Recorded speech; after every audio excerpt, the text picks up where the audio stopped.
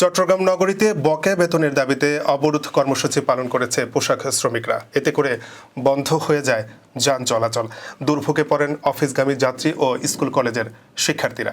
বিস্তারিত প্রতিবেদনে।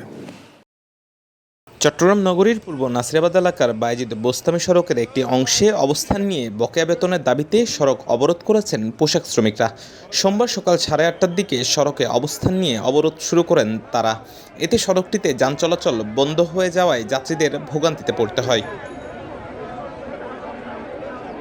সড়ক অবরোধকারীরা আনোয়ারা ড্রেস মেকার্স লিমিটেড নামের একটি পোশাক কারখানার শ্রমিক বলে জানা গেছে।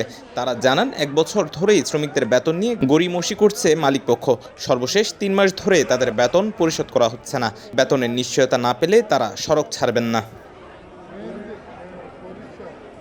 শেষ খবর পাওয়া পর্যন্ত শ্রমিকদের অবরোধ এখনও চলছে। বায়েজিদ বোস্তামি সড়কের টেকনিক্যাল মোড় এলাকায় রাস্তার উভয় পাশের যান চলাচল বন্ধ রয়েছে।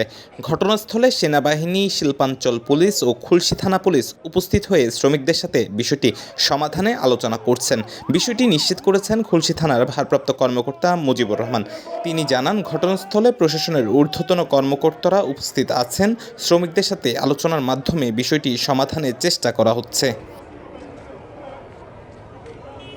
Desk report, CBN TV, USA।